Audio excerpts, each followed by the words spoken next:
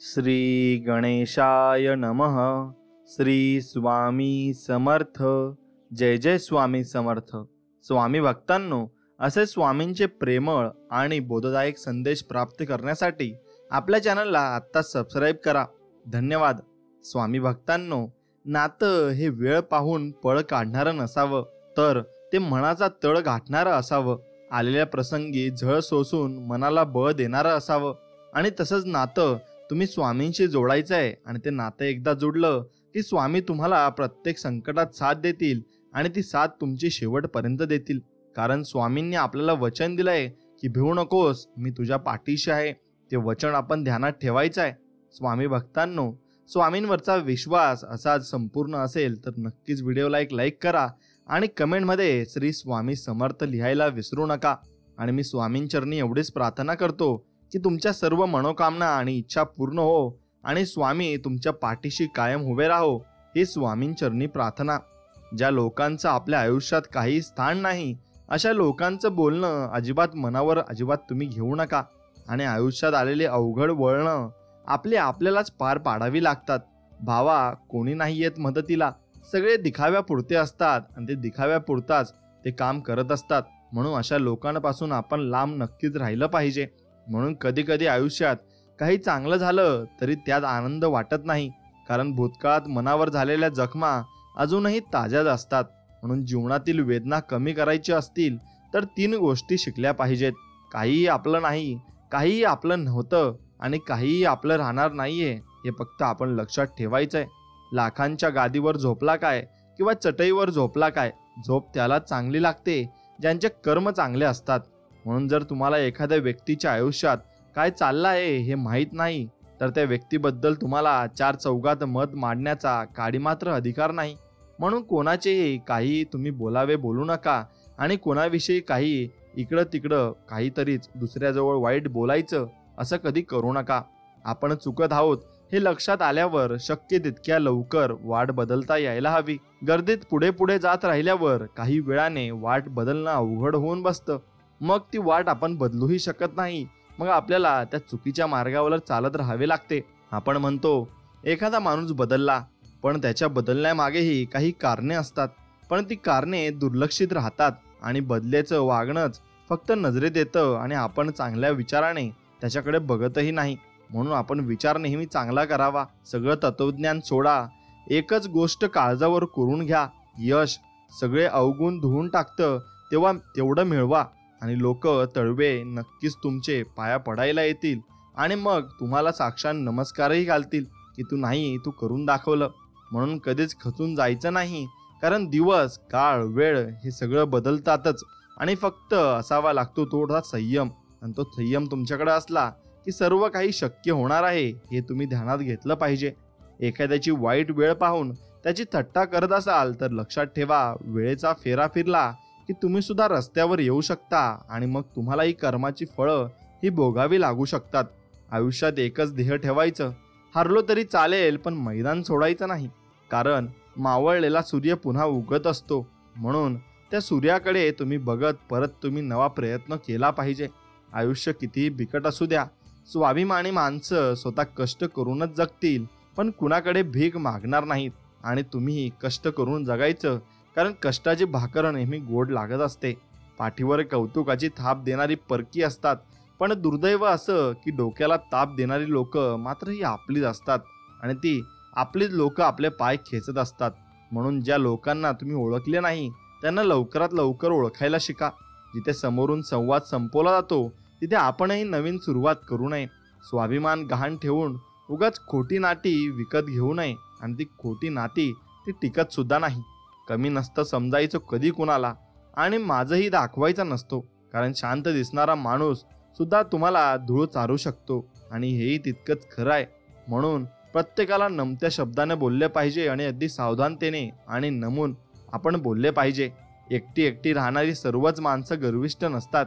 काही अनुभव असे मिळालेले असतात की पुन्हा ते सहन करण्याची अजिबात इच्छा त्या व्यक्तींना नसते. म्हणून कष्टाच्या पैशात माज करण्यात जी मजा आहे ना, ती हरामाच्या पैशात अजिबात नाही आणि त्यात सुखही नाही आणि त्यात तुम्हाला समाधानही मिळणार नाही.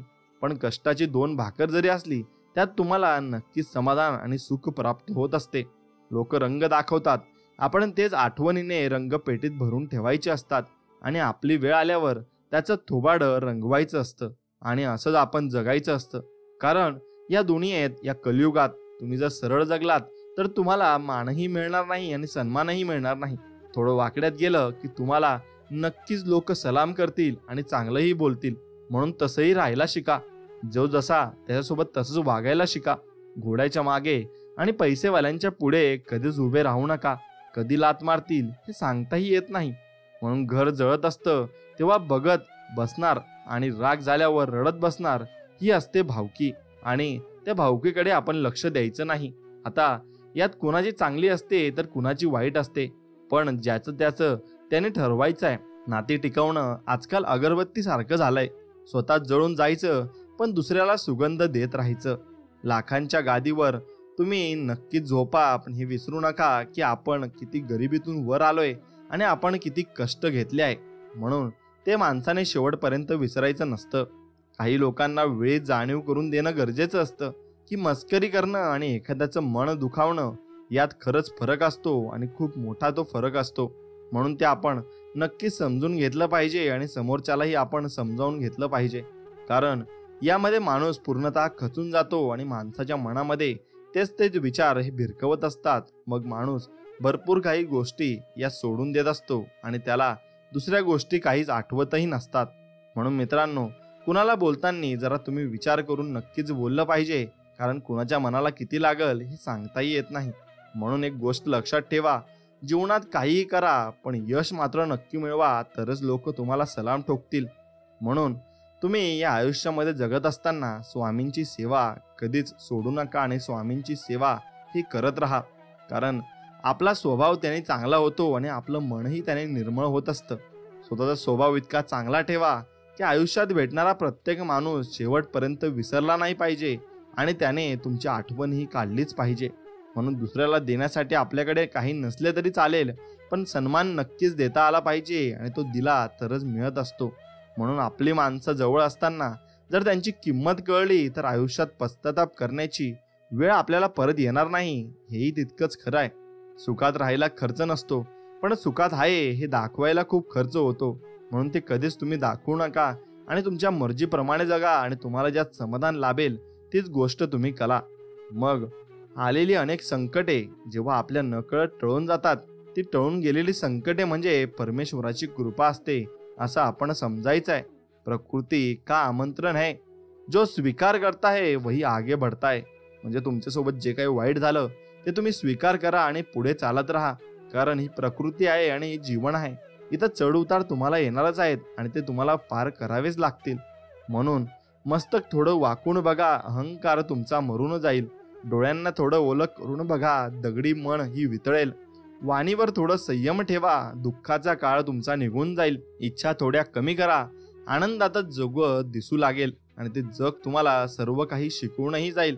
म्हणून मानवी नाती जपण्यासाठी मीपणा सोडून कमीपणा घेतला की आपोआपच आपले वाढत असतात आणि आपलेपणाही वाढत असतो. आणि आपल्याला जे जे हवं आहे ते मिळालं असतं तर जगायला गंमत आणि देवाला किंमत राहिली नसती. हे लक्षात ठेवा. म्हणून तुम्हाला जे अडचणी येतात त्यात तुम्ही देवाला हाक मारता आणि त्यातच तुम्हाला देवाचे दर्शनही होते आणि तुमचे कामही पूर्ण होते. म्हणून सगळेच आपल्यासाठी टाळ्या वाजवणार नाहीत. काही जण आपल्याकडे बोटही दाखवतील, मग ते स्वीकारावे लागेल. कारण तुम्हाला या जगामध्ये कोणी असं मिळणार नाही जे तुमची निंदा करेल.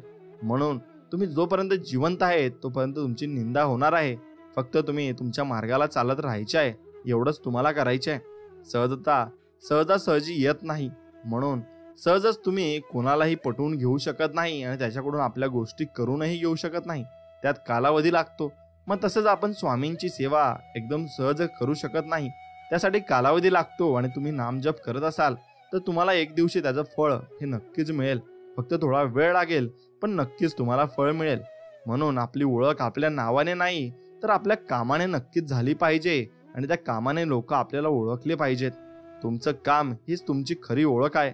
नाहीतर एकाच नावाचे लाखो लाखो लोक आहेत आणि भरपूर काही लोक या जीवन तळावर आहेत आणि ते लोक एकमेकांसारखे जगत नसतात. प्रत्येक व्यक्ती भिन्न भिन्न असतो.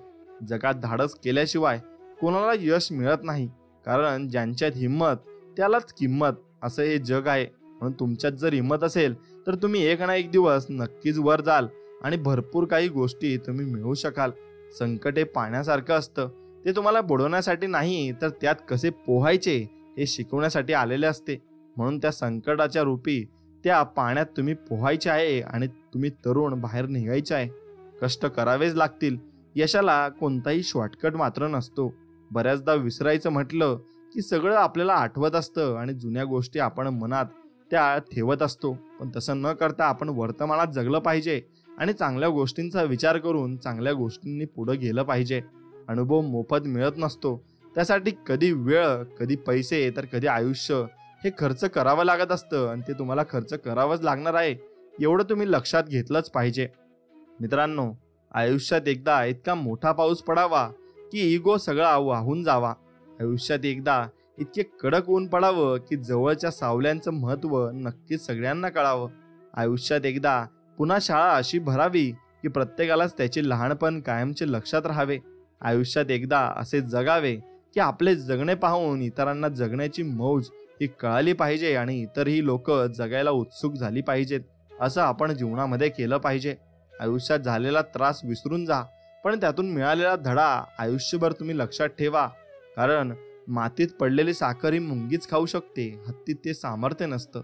म्हणून लहान लोकांना समजण्याची कधी लहान चूक करू नका आणि कधी अहंकारामुळे आपली मान उंचावू नका. कारण जिंकणारे सुद्धा सुवर्ण पदक हे मान वाकवूनच घेत असतात आणि त्यांना नमावंच लागतं. म्हणून एकटं राहून स्वतःसोबत वेळ घालवणं सुद्धा खूप गरजेचं आहे. त्यात माणूस स्वतःला ओळखत असतो आणि ते स्वतःला तो समजून घेत असतो.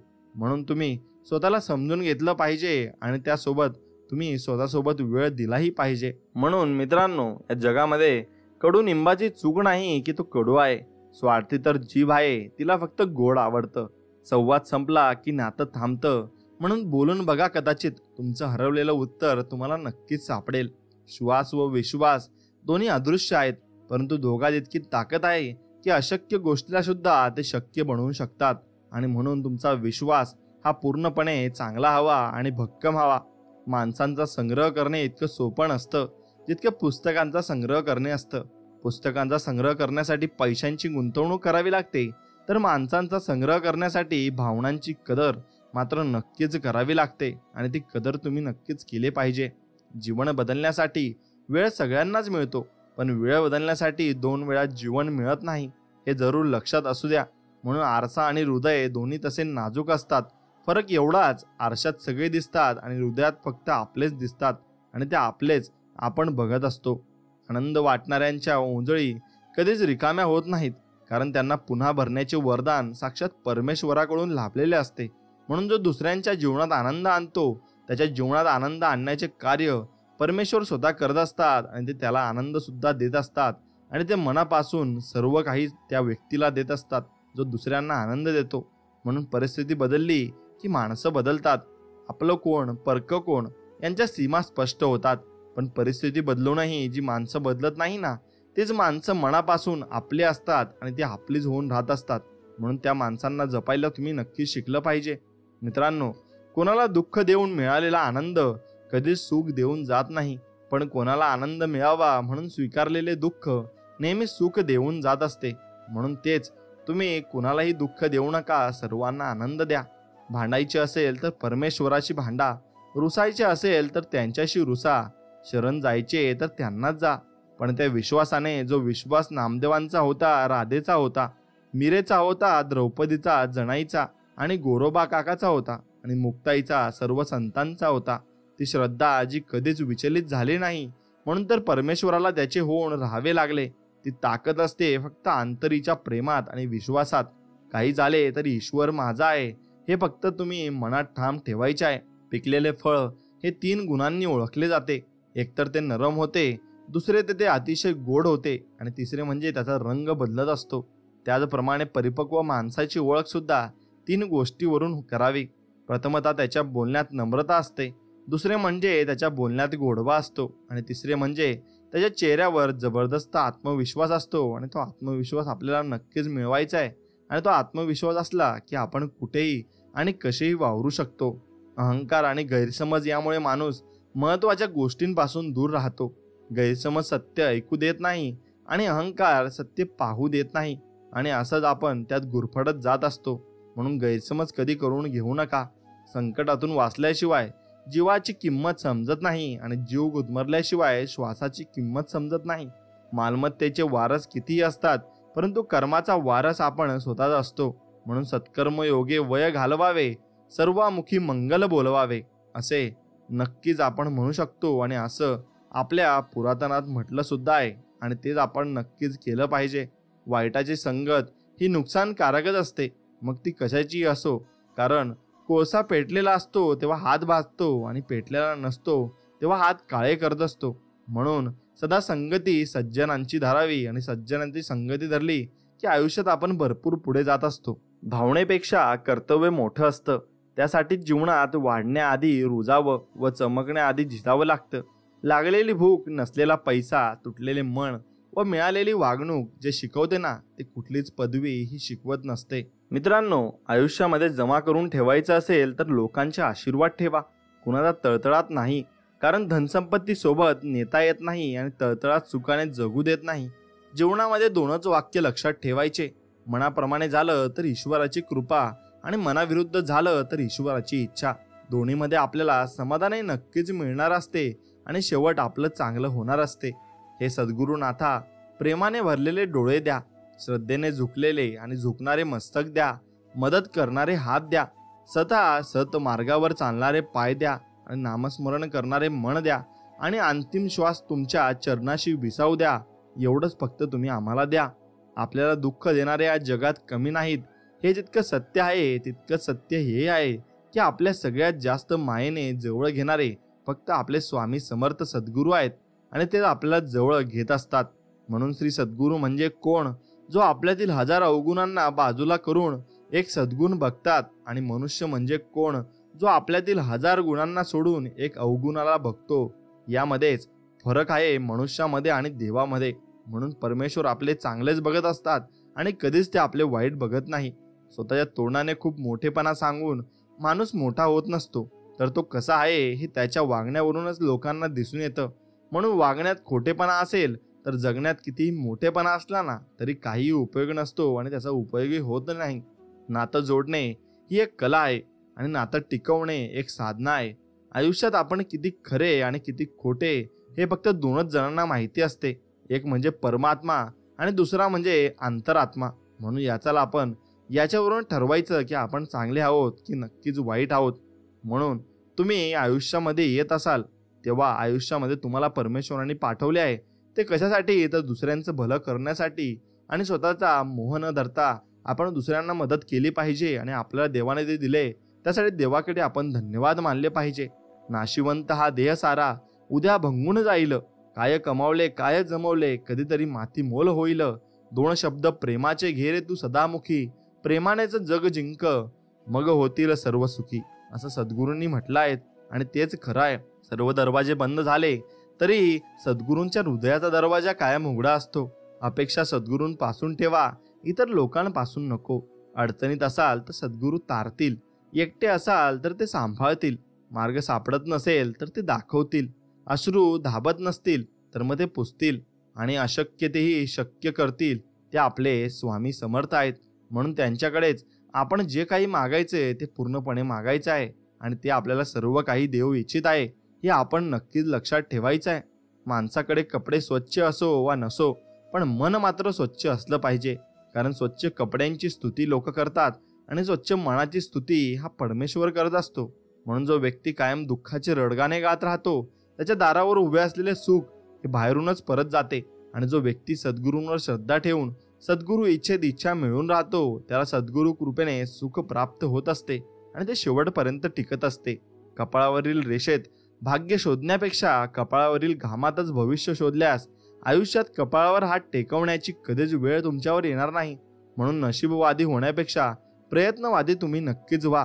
यश तुमची वाट पाहत आहे आणि तुम्ही यशस्वी होणार आहेत हे तितकंच खरं आहे. सत्य ही अशी एक श्रीमंती आहे की जी एकदाच खर्च करून त्याचा आयुष्यभर आनंद आपल्याला उपभोगता येतो. पण असत्य हे एक प्रकारचे कर्ज आहे आणि ज्यामुळे तात्काळ सुख तुम्हाला मिळतं, परंतु आयुष्यभर त्याची परतफेड हे आपल्याला करतच राहावी लागते आणि ती शेवटी आपल्याला भेटतही नाही आणि त्याची परतफेड होतही नाही. म्हणून मनासारखे कोणाला जगता येत नसते.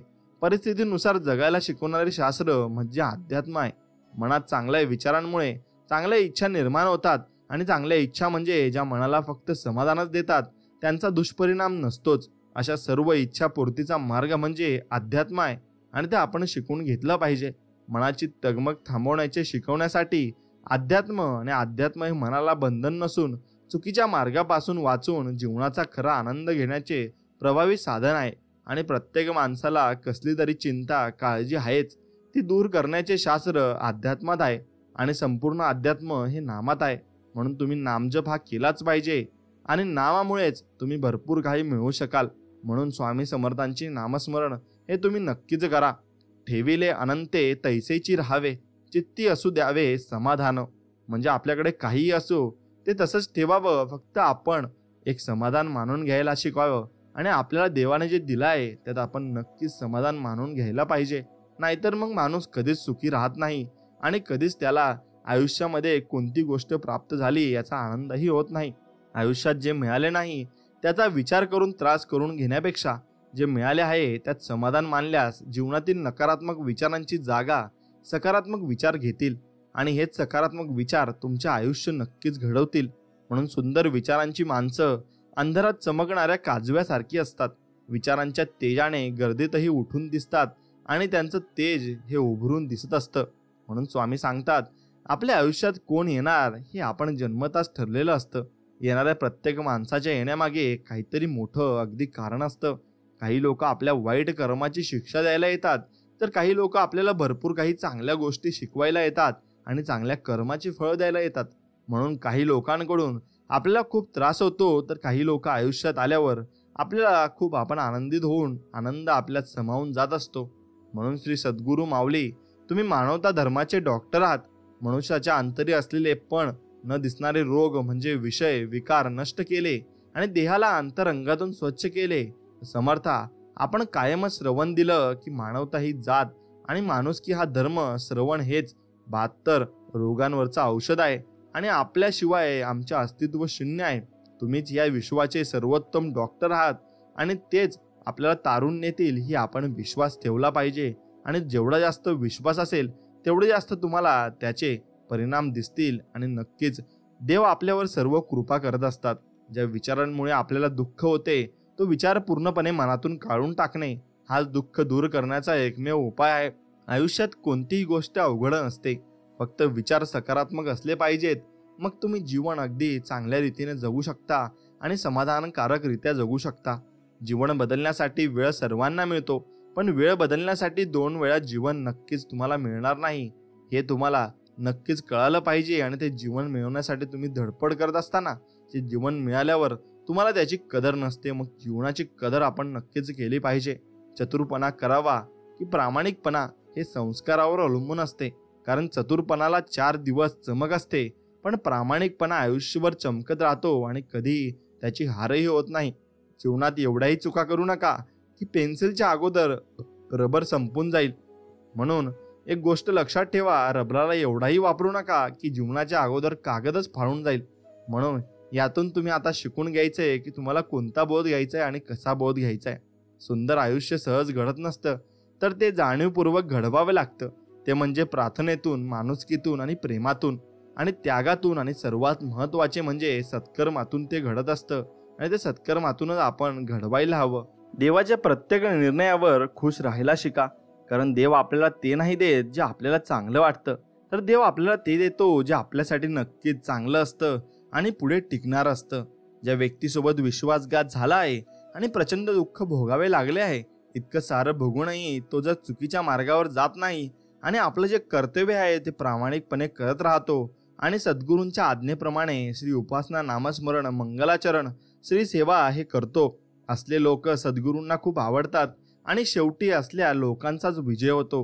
कारण विजय हा नेहमी सत्यातच होतो आणि शेवटपर्यंत सत्कर्म आपल्या सोबत टिकत असतं आणि चांगलंच कर्म आपल्याला पुढे घेऊन जात असतं. म्हणून परिस्थिती कितीही कठीण असली तरी स्वप्न मात्र मोठी पहा, कारण काळ आणि वेळ ब्रह्मांड नायकाच्या श्री सद्गुरू नामस्मरणाने नक्कीच बदलते आणि एक दिवशी ते बदलूनच राहील. यावर तुम्ही विश्वास ठाम राहायला हवा आणि तो विश्वासच तुम्हाला पुढे घेऊन जात असतो.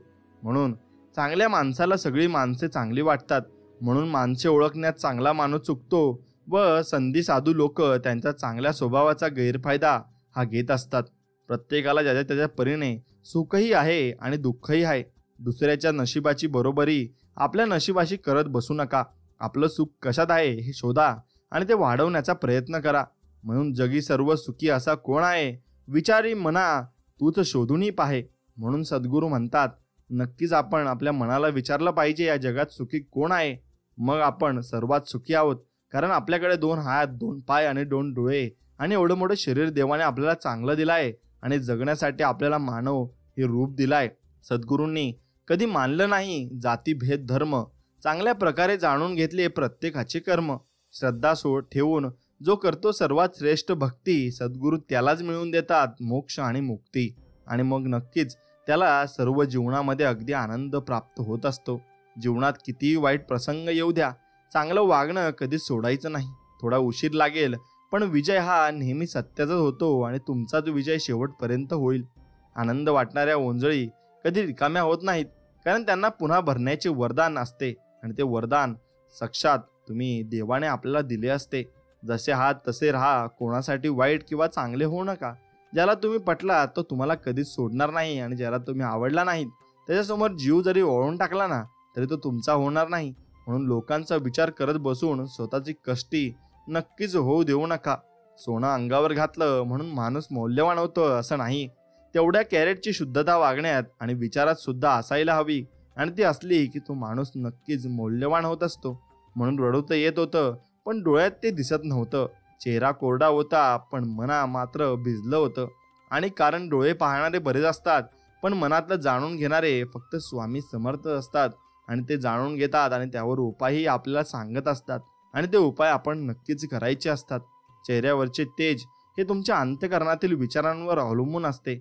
मनात आत्मविश्वास असला की चेहऱ्यावरील तेजस्वी दिसतो आणि मनात इतरांविषयी प्रेम असलं की चेहरा सात्विक दिसतो. मनात इतरांविषयी आदर असला की चेहरा नम्र दिसतो आणि मनातले हे भावच माणसाला सुंदर बनवत असतात आणि सुंदर बनवून या जगापेक्षा नक्कीच आपल्याला चांगलं काहीतरी ते भाव देत असतात.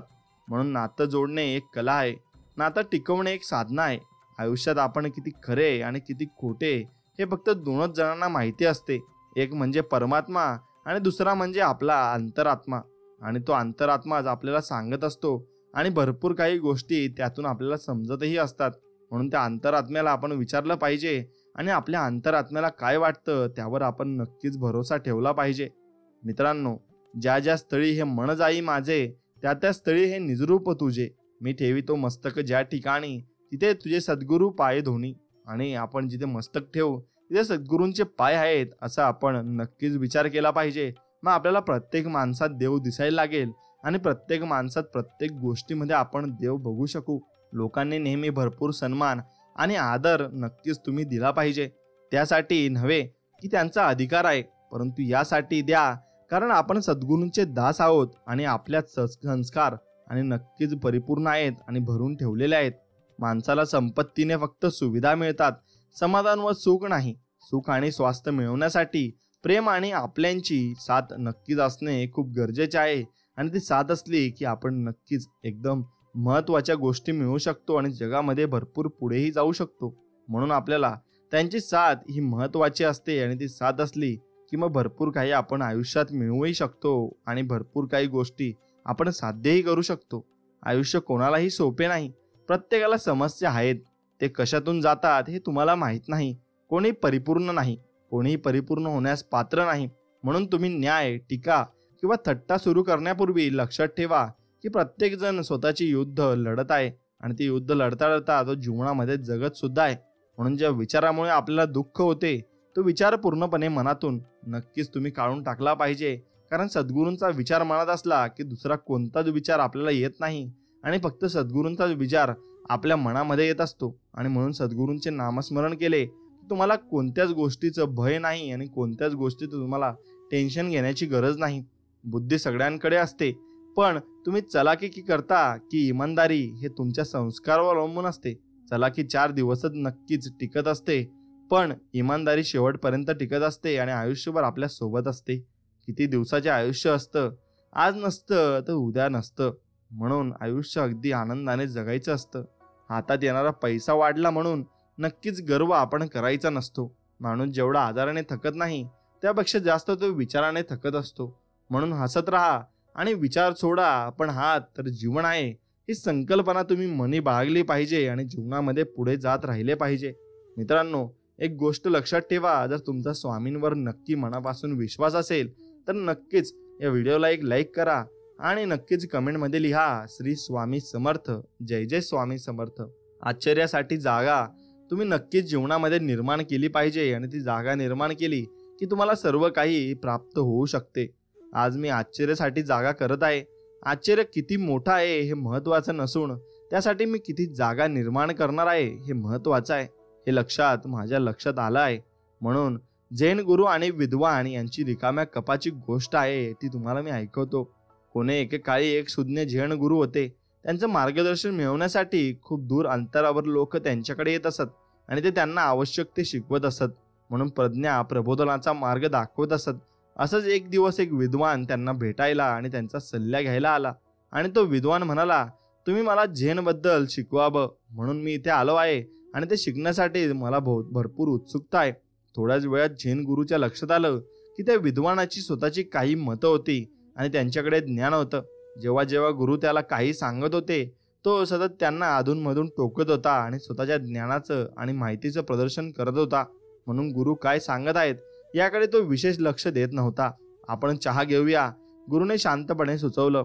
त्यानंतर गुरुने आपल्या पाहुण्यांसाठी कपात चहा ओतायला सुरुवात केली आणि कप भरला तरी गुरु चहा ओतत राहिले आणि कप भरून चहाच्या बशीत सांडू लागला आणि बशीवरून टेबलवर आणि मग खाली जमिनीवर सांडू लागला. मग गुरुने चहा ओतणं थांबवलंच नाही. चहा आता विद्वानाच्या कपड्यावर सांडला आणि विद्वान ओरडला, थांबा, कप गच्च भरलाय, दिसत नाही का तुम्हाला?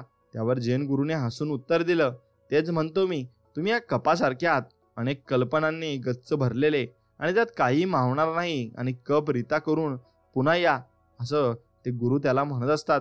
म्हणून शून्यतेबद्दल कितीही लिहिता येईल हा मोठा विरोधाभासच आहे. अवकाश आणि जागा म्हणजे शून्यता आहे. विश्व आणि क्वांटम फिजिक्सचा अभ्यास केल्यावर आपल्या लक्षात येतं की सर्व काही शून्यातूनच आणि शून्यत्वातूनच येतं आणि म्हणूनच महान आध्यात्मिक गुरु या शून्यतेला महान शून्यत्व असं म्हणतात. आणि निर्मिती होण्यासाठी आणि होण्यापूर्वी अवकाश असावं लागतं आणि आपल्या मनालाही एक हेच लागू होतं. तुम्ही काही नवनिर्मिती करू इच्छित असाल, नवीन विचार सुचावेत असं तुम्हाला वाटत असेल तर मुळात त्यासाठी अवकाश निर्मिती किंवा जागा निर्माण करावी लागेल आणि जेणेकरून तुम्हाला नवीन कल्पना आयुष्यात स्वीकारता येतील आणि त्याजोगे तुमचं आयुष्य बदलू शकेल. म्हणून चहाच्या त्या कपाप्रमाणेच तुमचं मन जर आधीच जुन्या विचारसरणीने गच्च भरलं असेल तर जो बदल तुम्ही करू इच्छिता तो निर्माण करण्यासाठी तुमच्या मनात नवीन विचार येणं आवश्यक आहे आणि अशक्य होऊन बसेल. म्हणून विचार करण्याच्या आटोकात प्रयत्न ज्या क्षणी आपण थांबवतो त्या क्षणी आपण ताबडतोब जागा किंवा मग अवकाश निर्मिती करतो आणि मगच नवीन विचार आणि कल्पना आपल्या मनात प्रवेश करू शकतात. आपल्या विचारकृतीच्या सद्य मार्गाला आव्हान देणारे प्रश्न हे आपल्या मनात जागा निर्मिती करण्याचा महत्त्वाचा मार्ग असतात आणि त्या शून्यत्वाच्या अवकाश सगळी जादू घडते. उदाहरणार्थ, महान खेळाडू कठोर परिश्रम करतात, कठोर प्रशिक्षण घेतात, परंतु जो सर्वोत्तम खेळाडू असतो त्याला ठाऊक असतं की सर्वोत्तम सादरीकरण करत राहायचं असेल तर कठोर परिश्रमानंतर विश्रांतीचा कालावधी तितकाच महत्त्वाचा ठरतो.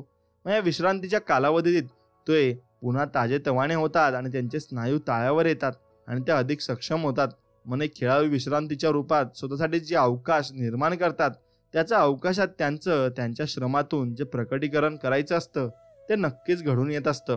थॉमस एडिसन समोर जेव्हा एखादी आव्हानात्मक समस्या प्रेच प्रसंग निर्माण करे तेव्हा दोन्ही हातात एक एक स्टीलचा चेंडू घेऊन ते आपल्या खुर्चीत झोपी जात आणि मग कालांतराने त्यांना गाढ झोप लागून हातातलं चेंडू निसटून खाली पडे आणि ते दचकून उठत आणि त्या क्षणी त्यांच्या मनात समस्येचं उत्तर डोकावे आणि प्रत्येक गोष्ट ही शून्यत्वातून निर्माण होते आणि येते आणि आपल्या जुन्याच विचारसरणीच्या माध्यमातून नवीन समस्यांची संकल करण्याचा मार्ग चोळखण्यासाठी व चोखाळण्याऐवजी नवीन कल्पना मनात शिरण्यासाठी अवकाश निर्मिती करण्याची संकल्पना एडिसनला फार उत्तम प्रकारे समजली होती. जुनी विचारकृती आपल्याला समोर उभ्या टाकलेल्या आव्हानांकरता तोडगा देणार नाही आणि हे त्यांना नक्कीच ठाऊक होतं. आपण जेव्हा समस्या निर्माण करतो तेव्हा असणाऱ्या सजगतेच्या जाणीवेच्या पातळीवर त्या समस्या सोडवता येत नाहीत. एडिसन प्रमाणेच आईन्स्टाईनचं वागणं देखील थोडं विचित्र आणि अकल्पनीय होतं. मग त्यांनाही अवकाश निर्मिती संकल्पनेची जाणीव होती. आईन्स्टाईन जेव्हा एखाद्या कठीण समस्येत अडकून पडत तेव्हा काम बंद करून ते चक्क व्हायोलिन वाजवत असत. आणि मग व्हायोलिन वादन करत असताना अचानक कुठून तरी उत्तर त्यांच्या मनात येई आणि त्यांची समस्या सुटत होती.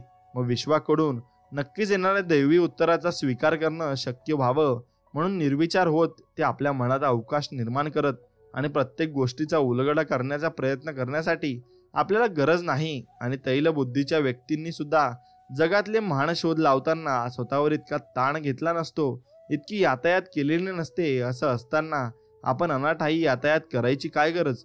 मग आपल्याला त्यांच्याहून काही वेगळे नाही आणि त्यात स्रोताची आपणही जोडले गेलेलो आहोत. आणि एक गोष्ट नीट लक्षात घेऊया, आपल्या समोर उभ्या असणाऱ्या आव्हानासंदर्भात आपल्यालाही अंतर्दृष्टी प्राप्त होऊ शकते. आयुष्याच्या संपूर्णतया वेगळा अनुभव घेत जगण्यापासून आपण केवळ एक विचार, एक अंतर्दृष्टी आणि एक कल्पना इतके दूर असतो. म्हणून समोर आव्हान येऊन उभं टाकलं असता दैवी डाउनलोड नक्की स्वीकार करण्याची प्रक्रिया अशी की आपण आपली विचारकृती हीच सर्व नकारात्मक भावनांचं मूळ आहे याची जाणीव करून घ्या आणि वैयक्तिक मनाच्या प्रत्यक्ष विचारकृतीतून बाहेर येत अवकाश निर्मिती नक्कीच तुम्ही केली पाहिजे आणि ती करा. आणि तुमची आंतरिक शून्यता तुम्हाला उत्तर देईल यावर संपूर्ण श्रद्धा ठेवा. आणि तसंच हे उत्तर तुमच्याकडे कसं आणि केव्हा येईल या संबंधीचा प्रश्न सुद्धा पूर्णपणे सोडून द्या. अशा पद्धतीने शरण जाताना तुमच्या मनात कुठले भाव उमटले आहेत याची जाणीव ठेवा आणि प्रेम, शांती आणि आनंदाचे हे भाव उत्कट करा. आणि नक्कीच तुमच्या समोर जे काही आहे त्याला प्रेमाने नक्कीच सामोरे जा. आणि उत्तर तुमच्यापर्यंत कसं येतं ते नक्कीच तुम्ही पाहिलं पाहिजे. हे सगळं फारच सोपं वाटत असेल तर फार छान. सत्य हे नेहमी सालच असतं आणि सरळच असतं. म्हणून सरळ वाटलं तरी ते नेहमीच खूप सोपं असतं असं नाही. कित्येकदा महान आध्यात्मिक गुरूंना सुद्धा आटापिटा करावा लागतो. आणि आपण विचारकृतीत अडकणं महत्त्वाचं नसून आपण जेव्हा विचारकृतीत अडकलो आहोत हे लक्षात येतं तेव्हा आपण काय करतो हे महत्त्वाचं आहे. जोवर तुम्हाला सातत्याने आठवत राहील की आपण जी विचारकृती करतो ती आपल्याला जाणवते आणि ही विचारकृती आपल्या दुःखाचं मूळ आहे, तोवर तुम्ही मुक्त असता. आणि हे तुम्ही समजून घेतलं पाहिजे. म्हणून निर्विचार स्थितीत जगू लागल्यावर काय होतं हे नक्कीच तुम्ही शोधलं पाहिजे आणि ते आपण नक्कीच तुम्हाला सांगूया.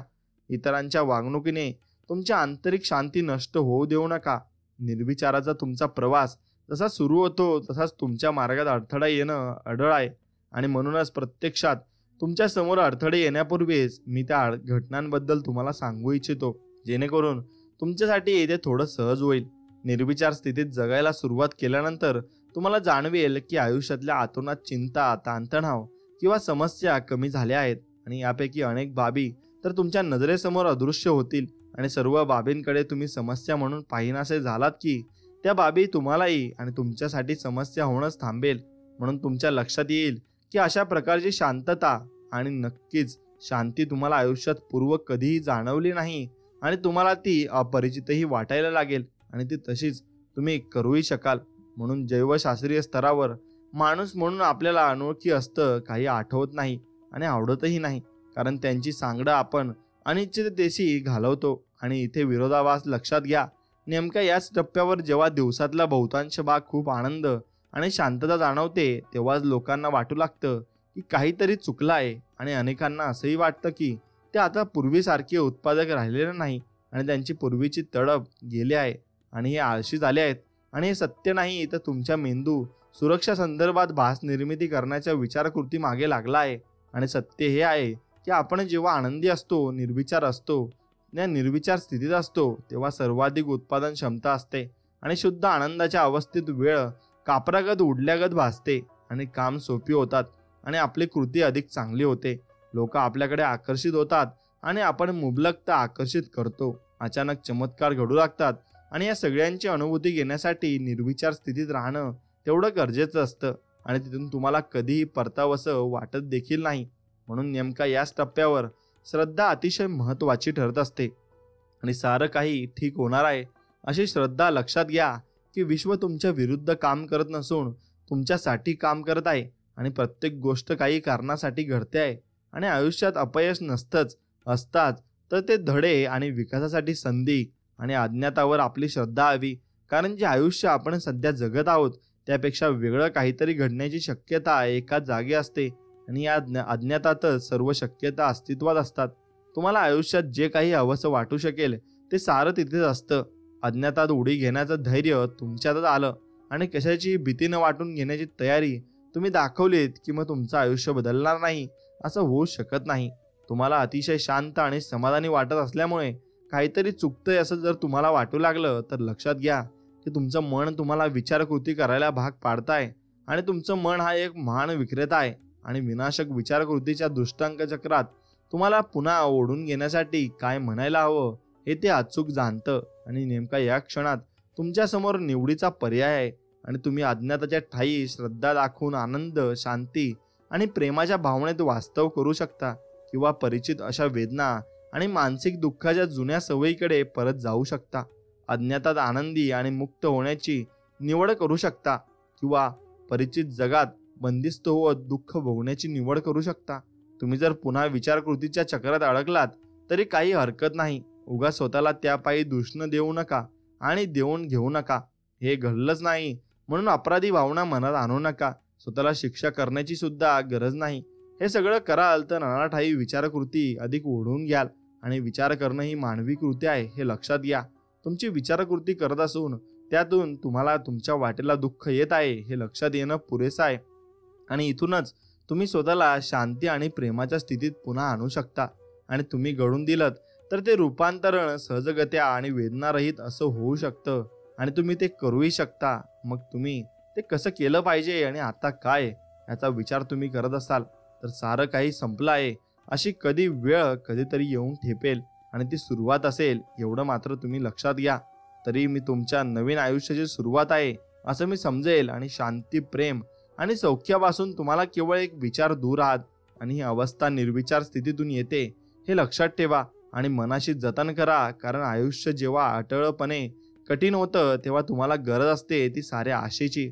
आणि सुरुवातीला मी तुम्हाला वचन दिलं होतं की या विचारातून झाल्यावर आणि विचार तुम्ही पहिली व्यक्ती उरणार नाही आणि मन मोकळं ठेवत स्वच्छेने तुम्ही नक्की जे विचार वाचायला आणि ऐकायला हवेत.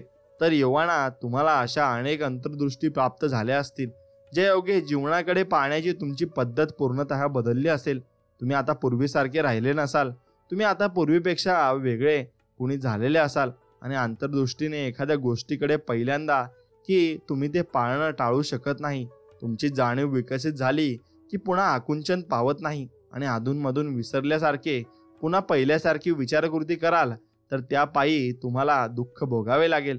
पण ज्या क्षणी आठवण येईल त्या क्षणी ताबडतोब जाणीव होईल की आपण स्वतः जीवनाची सातत्याने विस्ताराने जाणीव आहोत आणि त्यानंतर तुम्हाला पुन्हा वर्तमान क्षणात प्रेम, शांती आणि सौख्य गवसेल. आणि सगळं काही फार सरळ वाटत असेल तरी इतकंच कसं असा विचारही मनात येऊ लागेल आणि असं पहिल्यांदाच तुम्ही मन तुम्हाला विचारकृती प्रवण करू लागलाय.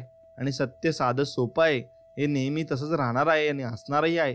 एखादी गोष्ट ज्या पायी क्लिष्ट आणि गुंतवणुकीची होते ती तुम्हाला सत्यापासून केवळ दूरच नेते आणि तुम्हाला जे वाटतं ते सत्य नसतंच ते तुम्हाला मनोमन जाणवतं आणि आत्म्यामध्ये त्याची जाणीव आणि अनुभूती येते ते सत्य असतं. आणि तुमच्यातील ती आंतरिक शून्यता श्रवण करा आणि तिला सारं काही ठाऊक आहे आणि आयुष्यात तिलाच तुमची मार्गदर्शक होऊ द्या.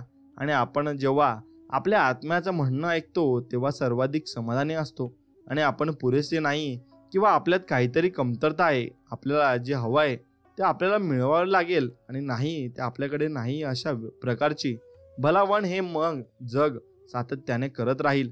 नक्कीच तुम्ही लोक तुमच्यावर सतत त्याची मतं, मूल्यमापन आणि सल्ल्यांचा मारा करत राहतील. लक्षात घ्या ही सगळी माणसं त्यांच्या विचारकृतीत अडकली आहेत आणि याची त्यांना जाणीवच नाही. त्यांना तुमच्याबद्दल काहीतरी वाटतं यासाठी यांचे आभार माना, परंतु त्यापैकी तुम्हाला कशाची गरज आहे या भ्रमात अडकू नका. तुम्हाला जे काही हवंसं वाटू शकतं त्याची गरज भासू शकते ते आधीच तुमच्या अंतरंगात आहे आणि जे प्रेम, सौख्य, शांती आणि समाधान तुम्हाला आजवर हवंसं वाटत होतं ते सारं तुमच्याकडे एव्हाना आहेच. आणि हे तथ्य विसरून आपण जेव्हा आपल्या विचारकृतीत गुंतून पडतो तेव्हा आपल्याला ते दिसणं असं होतं. शुद्ध शांततेच्या या स्थितीत जगणं सुरू ठेवा. मनात येणारी विचारकृती सोडून द्या आणि अवकाशात तुम्ही जितके अधिक राहाल तितके अधिक चमत्कार तुमच्या आयुष्यात घडू लागतील. तुम्हाला भेटणाऱ्या प्रत्येकाला तुम्ही हा संदेश देऊ शकता. हे जरी खरं असलं तरी त्यांचीही गरज भासणार नाही, कारण तुम्ही आंतरबाह्य बदलला आहात आणि हे त्यांनाच दिसून येईल. तुम्ही झळाळू लागाल, चमकू लागाल आणि तुमच्यातून शुद्ध प्रेम आणि सौख्य प्रसारित होऊ लागेल. आणि हे कसं घडलं, का घडलं असं लोक तुम्हाला विचारतील आणि विचारू लागतील. पण तुमचं स्वतःचं मानसिक दुःख कसं थांबवावं यासाठी आवश्यक हे सारं तुम्हाला समजलं आहे. आता तुम्ही शांती, प्रेम आणि सौख्याच्या अवस्थेत गुरफटले गेलेले आहात आणि हे सारं तुमच्यासाठी नेहमीच उपलब्ध असेल. आणि जाणून घेण्याचा सौख्यानंद तुम्ही आधीच अनुभवला असेल. हे असं असण्याचा अनुभव तुम्ही आधीच घेतला असू शकेल. म्हणून हे विचार तुम्ही वाचायला आणि ऐकायला हवेत. आणि ईश्वराचा हा आमचा प्रवास आम्ही तुम्हाला नक्कीच सांगू इच्छितो. यात कुठलीही योगायोग नाही. या क्षणी आपण एकत्र असण्यामागे जो दैवी हस्तक्षेप आहे त्याचं मला नेहमी नवल वाटलं आणि वाटत आलं आहे. ज्याला आपण आयुष्य म्हणतो त्या निरीक्षितच सुरेख अनुभवात तुम्हाला मार्गदर्शन करण्याची संधी तुम्ही मला देऊ केलीत. हा मला फार अनोखा योग वाटतो. आणि नक्कीच तुम्ही अत्यंत विनम्रता माझ्या मनात दाटते. आणि नक्कीच तुम्ही यातून भरपूर काही विचार तुम्ही घेऊ शकता आणि भरपूर काही मोठे मोठे विचार तुम्ही मनात ठामवून घेऊ शकता. फक्त तुम्ही निर्विचार राहावा आणि निर्विचार तुम्ही काही गोष्टी करून दाखवा. नक्कीच तुम्ही विचार केल्याने गोष्टी केल्या की तुम्हाला तुमच्या मनातलं सर्व काही खाली झाल्यासारखं वाटेल. मित्रांनो, विचारकृती हे सर्व दुःखाचं मूळ आहे. आपल्याला नकारात्मक भावना जाणवतात आणि त्या आपल्यालाच विचारकृतीमुळे जाणवतात. याचं दुसरं उत्तर नाही. प्रत्येक बाबीचा आपल्या विचारकृतीचा मागोवा घेता येऊ शकतो. त्यामुळे समस्या सोडवणं सोपं होतं. आपल्या विचारकृतीमुळेच आपल्याला कसं वाटतं हे निश्चित होतं. आणि एकदा लक्षात आलं की आपण ते सोडून देऊ शकतो आणि शांती, प्रेम तसंच सौख्याचा आपल्या नैसर्गिक कृतीकडे परतू शकतो. आपण आपली विचारकृती सोडून दिली की तिच्यातून आपल्यासाठी अवकाश तयार होतं आणि ज्या सकारात्मक भावना आपल्या अंतरातून वर याव्यात असं आपल्याला वाटू लागतं. आणि वाटावं त्यांना आपण तसं करण्यासाठी अनुमती देऊ शकतो. आपण वास्तवात राहत नसून वास्तवाच्या आकलनात राहतो आणि आपण विचारकृतींची ते निर्माण होतं. मग विचारकृती हा आपल्या अनुभवांचा परिणाम नसून त्यामागचं कारण आहे. आणि आपल्या मनातले विचार ही तथ्य नव्हेत. तर आपण विश्वास ठेवला तरच आपल्या विचारकृतीचं आपल्यावर नियंत्रण असू शकतं. विचारावरचा विश्वास सोडून द्या. त्यायोगे तुम्ही दुःखही घालवू शकाल. आपल्याला नीट समजलेलं नाही किंवा सत्याची निसंदनीय स्पष्टता आपल्याला आलेली नाही हे समजून घेताना आपले भाव आपल्यासाठी थेट अभिप्राय देण्याचं काम करतात. आणि तीच आपली जन्मदात अंतर्गत मार्गदर्शन प्रणाली आहे. सत्याबद्दलची आपली जाणीव अधिक गाढ करणं या भावनामार्फतच नक्कीच जमत असतं. आणि आपण जेव्हा विचारकृती करत नसतो तेव्हा आपण प्रवाहात असतो. आणि आपण जेव्हा विचारकृती करत नसतो तेव्हा आपण हे विश्व आणि सर्व जीवन यात कुठलीही विलगता नसते. आणि आपण विचारकृती करू लागलो की स्रोतापासून स्वतःला वेगळा पाडतो आणि त्यामुळेच सगळ्यांपासून वेगळं पडल्यागत आपल्याला वाटतं. आणि मग विचारकृती आणि विचार या दोन्ही विभिन्न बाबी आहेत. आणि विचारकृती हे क्रियापद असून त्यासाठी आपल्याला श्रम घ्यावे लागतात आणि त्यातून दुःख निर्माण होतं. आणि त्या उलट विचार हे नाम आहे आणि ते आपल्यातून येत नाही. ईश्वराकडून आलेला तो दैवी ओघ आहे. विचारकृती हा जगण्यासाठी जैविक प्रतिसाद असल्यामुळे आपण विचारकृती करतो आणि आपल्याला जिवंत ठेवण्यासाठीच आपलं मन विचारकृती करत असतं. पण त्यामुळे आपल्या विकसित होण्यासाठी मदत होत नाही. पण आपल्या मनाचा संबंध हा केवळ आपली सुरक्षितता आणि आपल्याला जिवंत ठेवण्यापुरताच असतो. आपल्या समाधानाशी त्याचं काही देणं घेणं नसतं. म्हणून विचारकृतीमुळे आपल्याला अंतर्गत भाव निर्माण होऊन आपण स्वतःच्या उच्च स्वपासून मागे खेचले जातो. आणि आपली जी खरी ओढ असेल त्याला उत्तर देण्यापासून त्याचे अडथळा येतो. मग आपलं मन आपल्या वैयक्तिक अनुभवापुरतंच मर्यादित असतं. तुम्हाला जर तुमच्या सध्या स्वतःच्या क्षमतेपलीकडच्या अंतर्दृष्टी, सर्जनशीलता आणि ज्ञान हवं असेल तर मग तुमच्या मर्यादित मनाऐवजी अनंत बुद्धिमत्तेचं म्हणणं ऐकण्याची निवड तुम्ही नक्कीच केली पाहिजे.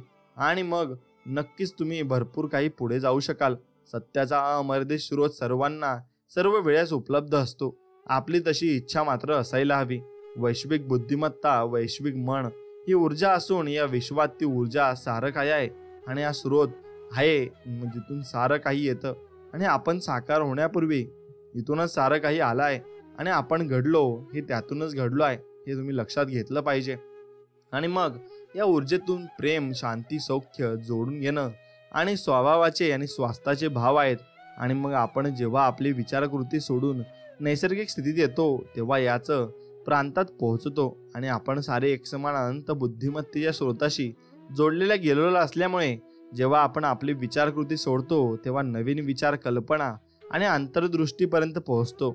आणि त्यापूर्वी त्याचा आपण कधीही अनुभव घेतलेला नसता तरी मग काहीही बिघडत नाही. आपण आपल्या अंतरप्रेरणेवर आणि या अनंत बुद्धिमत्तेवर जितका अधिक विश्वास टाकू लागतो तितकी आपल्याला अधिक अंतर्दृष्टी प्राप्त होऊ लागते. ती सदैव आपल्यासाठी उपलब्ध असते. शांती, प्रेम, सौख्य आणि इतर सकारात्मक भावना या आपण माणूस म्हणून असलेल्या मूलभूत स्थितीच्या अवस्था आहेत. आणि आपण जेव्हा विचारकृती करू लागतो तेव्हा या नैसर्गिक स्थितीतून बाहेर ओढले जातो आणि विचारकृती सोडताच आपण पुन्हा आपल्या अस्तित्वाच्या नैसर्गिक अवस्थेत पोहोचतो आणि सर्व सकारात्मक भाव आपल्याला सजगत्या जाणवू लागतात.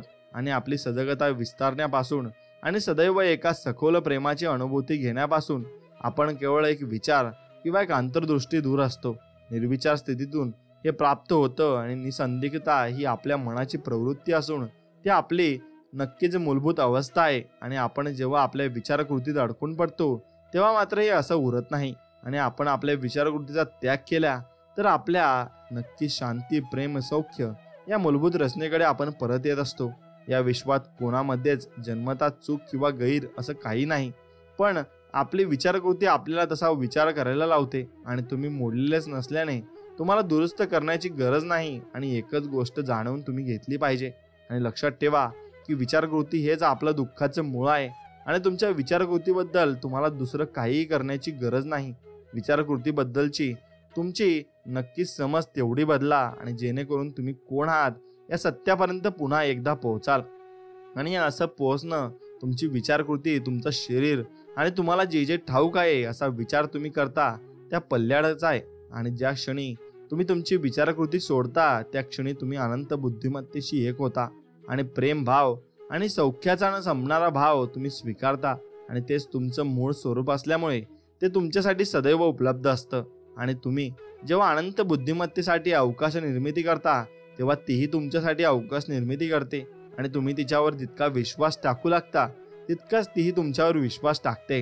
आणि तुम्ही तिच्यासाठी किती अवकाश निर्मिती करू शकता याला काही मर्यादाच नाही.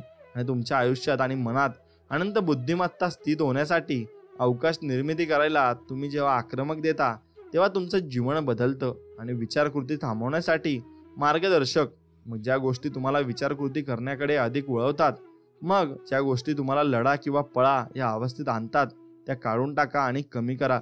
आणि ज्या बाबी आणि कृती तुम्हाला प्रेरणा देत नाहीत, उत्साही करत नाही, त्या घालवा आणि कमी करा. निर्विचार स्थितीत जायला मदत करणारं वातावरण निर्माण करा आणि तुमचा दिवस शांततेत आणि निर्विचार स्थितीत सुरू करायला मदत करेल असा सकाळचा चालना देणारा नित्यक्रम सुरू करा. आणि या अवधीत अनंत बुद्धिमत्तेकडून येणारी अंतर्दृष्टी स्वीकारा आणि ज्या योगे तुम्हाला आयुष्यात पुढे मार्ग काढणं सोपं जाईल आणि ताणातून मुक्त होत सैलावत निर्विचार स्थितीकडे परत येणं शक्य व्हावं म्हणून तुमच्या दिवसात अवकाश निर्मिती करा. आणि हे प्राप्त करण्यासाठी सहाय्यकारी ठरतील अशा कोणत्या गोष्टी तुम्ही दिवसभरात करू शकता हे नक्की लिहून काढा. आणि तुम्ही जर्नल लिहू शकता, फिरायला जाऊ शकता, ध्यानधारणा करू शकता, पाळीव प्राण्यांशी खेळू शकता, डुलकी काढू शकता, योगासनं करू शकता, कुठल्याही प्रकारची आराम देणारी कृती तुम्ही करू शकता. नक्कीच विचारकृती कशी थांबवायची याची चौकट, नक्कीच विचारकृती हे साऱ्या दुःखाचं मूळ आहे याची जाणीव करून घ्या आणि विचारकृतीचं खरं स्वरूप समजून घ्या. तुम्ही जर दुःखात असाल तर तुम्ही विचारकृती करत आहात हे लक्षात घ्या आणि विचारकृती आणि विचार यातला फरक समजून घ्या. मूळ शोधायला जाऊ नका. विचारकृती हेच मूळ आहे आणि सातत्याने असलेल्या नकारात्मक विचारकृतीसाठी अवकाश निर्मिती तुम्ही नक्कीच केली पाहिजे. त्यांना तिथे असू द्या आणि त्या तिथे काही आहेत याची दखल घ्या. हे भाव धरून ठेवणारी पवित्र जागा म्हणजे तुम्ही आहात, पण तुम्ही म्हणजे प्रत्यक्ष ते भाव नाही हे लक्षात घ्या. तुमच्या विचारकृतींबरोबर एकटं राहायला घाबरू नका आणि तुमच्या जाणीवेत त्यांना येऊच देण्याचं धैर्य दाखवा आणि त्यांचं स्वागत करा. आपली दखल घेतली जावी असं त्यांना वाटत असेल हे लक्षात घ्या. नकारात्मक विचारकृतीवर तुम्ही जर विश्वास ठेवलात तर आणखी तरच ती तुमच्यावर हुकूमत गाजवू शकते आणि हे तुम्ही लक्षात घेतलं पाहिजे. तुम्ही जर नकारात्मक विचारकृतीला तुमच्या सजगतेत उपस्थित राहण्याची अनुमती दिली, तर त्या भावना कधी विरोध दाखवला नाहीत, तर त्या सर्व भावनांपलीकडचं सत्य तुम्ही नक्कीच पाहू शकता. आणि प्रत्येक भावामागे सत्याचा अंश असतो आणि त्यामुळे तुमची जागृती सखोल होते आणि तुम्ही आयुष्य अधिक पूर्णत्वाने अनुभवू शकता. विचारकृतीची दखल घेतलीत की तिला जाऊ द्या आणि कशाची स्वतःला जोडून आणि जोडून न घेता राहण्याची परवानगी द्या. नैसर्गिकरित्या शांती, प्रेम आणि सौख्यासार यांसारख्या सकारात्मक भावना वर येतील. या भावना जशा पुढे येतील तसा त्यांचा आनंद घेण्याची अनुमती स्वतःला द्या. आणि अद्याप जर नकारात्मक भाव तसेच राहिले तर एक पाऊल मागे या आणि तुम्हाला थोडी शांती प्राप्त होईपर्यंत या साऱ्याची पुनरावृत्ती तुम्ही नक्कीच करा. संभाव्य अडथळे तुम्हाला नक्कीच येतील. एक म्हणजे तुम्ही जर जिथे पोहोचलात तिथे केवळ विचारकृतीमुळे असं वाटल्यामुळे तुम्ही त्या विचारकृतीला सोडू इच्छित नाही. हे सत्य असलं तरी तुम्ही हेही लक्षात घ्यायला हवं की तुम्ही इथवर ज्यामुळे आलात त्यामुळेच तिथवर जाऊ शकत नाही. जीवन दुःख आणि स्वविनाशक सवयीचं जे दुष्ट चक्र सातत्याने गरगरत आहे ते मोडून टाकायचं असेल तर तुम्हाला काहीतरी वेगळं करावं लागेल. आणि एकच गोष्ट पुन्हा पुन्हा करणं आणि त्यातून वेगळ्या निष्कर्षाची अपेक्षा ठेवणं हा वेडेपणा आहे. आणि तुम्हाला आनंदी व्हायचा आहे की नाही हा खरा प्रश्न आहे. आणि विचारकृती हे तुम्हाला सगळ्या दुःखाचं मूळ आहे. आणि इथून पुढे तुम्हाला नाखुश राहायचं नाही हे जर तुम्हाला लक्षात आलं असेल तर मग निर्विचाराकडे तुम्ही श्रद्धेने झेपावू शकाल. पुरेशी श्रद्धा नसणं, सौख्य, शांती आणि प्रेमाने परिपूर्ण असं आयुष्य अक्षरशः रोजच असू शकतं. पण यावर तुम्ही आधी विश्वास ठेवलात तरच तशी शक्यता निर्माण होते. आणि आपण कुठल्या तरी मोठ्या जीवनबलाचा भाग असून हे जीवनबल सदा सर्वदा आपली काळजी घेत आहे. आणि यावर सुद्धा आपल्याला विश्वास ठेवायला हवा. आपण जे आहोत त्यापेक्षा भव्य अशा कशावर तरी आपण श्रद्धा ठेवतो आणि आपल्याला मर्यादित मनाने आपल्याला त्या कशाचं तरी पूर्ण आकलन होऊ शकत नाही. आणि मग परंतु आपल्या मानवी प्रयत्नांशी शरण जाणं हा एकमेव मार्ग आहे. आणि तुम्ही प्रत्येक गोष्टीची काळजी करत राहण्याऐवजी आयुष्यात संपूर्ण शांती अनुभवण्याचा हा एकच मार्ग आहे, भीती. नक्कीच मित्रांनो, जे विश्व आपल्याला अज्ञात आहे त्याच्यावर विश्वास ठेवणं ही भावना जितकी सामान्य आहे तितकंच भीती सुद्धा सामान्य भावना आहे. एखादी गोष्ट आपल्यासाठी महत्वाची आहे याचं घोतक म्हणजे भीती. म्हणूनच ती एक मोठी खूण आहे. आणि आपण ज्या कशाची इच्छा करतो ते भीतीच्या पल्ल्याड आहे. आणि हे सत्य असल्याचं तुम्हाला मनोमन ठाऊक असतं. आपण ज्या कशाची इच्छा करतो ते प्राप्त करण्याची जी परीक्षा आपल्याला उत्तीर्ण व्हायची आहे ती परीक्षा म्हणजे भीती आहे. आणि काय वाटेल ते झालं तरी आपण ठीक राहणार आहोत हे जाणून घेणं आणि त्यासाठी स्वतःच्या अंतरंगात खोलवर डोकावणं हा यातून बाहेर पडण्याचा मार्ग आहे. आणि ही भीती आपल्याला ठार करणार नाही आणि ती करू शकत नाही. परंतु आपण जर तिचा विरोध केला नाही तर ती आपल्या सर्व स्वप्नांना संपवेल हे नक्की आहे. आणि विचारकृती हेच नक्कीच भीतीचं मूळ आहे. आणि तुम्ही जर विचारकृती केली नाहीत तर भीतीही उरणार नाही. आणि कुठल्याही मर्यादा नसलेल्या आयुष्याचा अनुभव घेणं असं असेल मग हे जाणण्यासाठी वर दिलेल्या नक्कीच तुम्ही गोष्टी अनुभवल्या पाहिजे आणि त्या तुमच्या जीवनात अनुभवल्या पाहिजे आणि आल्या पाहिजे. मग तुम्ही निर्विचार स्थितीत आहात हे तुम्हाला कसं समजेल? तुम्ही विचारकृती करत नसाल तेव्हा तुम्हाला संपूर्ण शांती, प्रेम, सौख्य, उत्कटता, उत्साह आणि सौख्यानंद आणि तुमच्या सजगतेला जाणवणारी प्रत्येक सकारात्मक भावना अनुभवता येईल. तुमच्या मनात विचार असतील पण तुम्ही त्याला जोडले गेलेले नसाल. कुठल्याही संघर्षाशिवाय किंवा विचारकृतीतून येणाऱ्या वेदनेशिवाय तुम्ही त्या विचारांना मनातून येऱ्या करू द्याल आणि तुम्हाला कुठलंही मानसिक अथवा भावनिक दुःख जाणवणार नाही. आणि तुम्ही भूतकाळाच्या किंवा भविष्यकाळाचा विचार करणार नाही.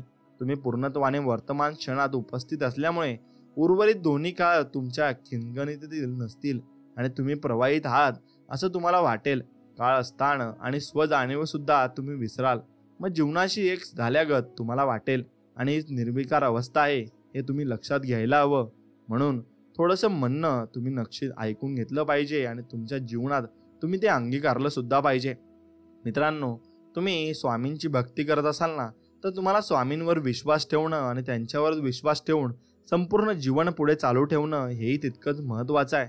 म्हणून तुम्हाला स्वामीत विश्वास ठेवायला लागेल आणि त्यांच्यावर विश्वास ठेवला की तुम्हाला सर्व काही मिळू शकेल. आणि ही भावना तुमच्या मनात उद्भवली पाहिजे. आणि जेव्हा तुम्ही स्वामींवर पूर्ण मनापासून विश्वास ठेवता तेव्हा तुम्ही सर्व काही प्राप्त करू शकता आणि सर्व काही तुम्हाला मिळूही शकतं. फक्त तो विश्वास तेवढा पूर्ण असला पाहिजे आणि तो विश्वास तुम्हाला पुढे घेऊन जात असतो. म्हणून तो विश्वास जर तुम्ही पूर्ण बाळगला आणि तुम्ही स्वामींचे नामस्मरण अगदी मनापासून केलं आणि निर्मळ मनाने केलं तर तुम्ही भरपूर काही जीवनात मिळवू शकता. आणि स्वामी ज्या लीला तुम्हाला दाखवतील आणि स्वामी ज्या लीला करतील, नक्कीच त्या लीलांमध्ये स्वामी तुम्हाला दर्शनही देतील. मग तुम्ही स्वामींचं दर्शन यात घ्यायचं आहे आणि स्वामींचं दर्शन तुम्हाला यात घडवायचं आहे. म्हणून तुम्ही स्वामींची मनापासून भक्ती केली पाहिजे आणि दररोज नामस्मरण देखील नक्कीच केलं पाहिजे. स्वामी हे पूर्ण निर्मळ मनाने तुम्हाला एवढं देतील की तुम्हाला ते कसं खर्च करू हेही समजणार नाही आणि तुम्हाला जीवनात एवढे यश देतील की तुम्हाला समजणार नाही की एवढे यश मला कसे मिळाले. म्हणून स्वामी एवढं देतात की तुम्ही इथे तुमच्याजवळ मावणार सुद्धा नाही. फक्त तुम्ही निर्मळ मनाने आणि तेवढा विश्वास ठेवून स्वामींची भक्ती मात्र नक्कीच केली पाहिजे आणि त्या भक्तीतच खरी शक्ती आहे हे तुम्हाला नक्कीच कळलं पाहिजे. मित्रांनो, आजचा व्हिडिओ तुम्हाला आवडला असेल तर नक्कीच व्हिडिओला एक लाईक करा, चॅनलला सबस्क्राईब करून बेल आयकॉन ऑन करा आणि कमेंटमध्ये श्री स्वामी समर्थ लिहायला विसरू नका आणि तुमच्या मित्राला हा व्हिडिओ नक्कीच शेअर करा. चला तर मग भेटूया नवीन एक व्हिडिओमध्ये. तोपर्यंत जय श्रीराम, श्री स्वामी समर्थ, जय जय स्वामी समर्थ. धन्यवाद.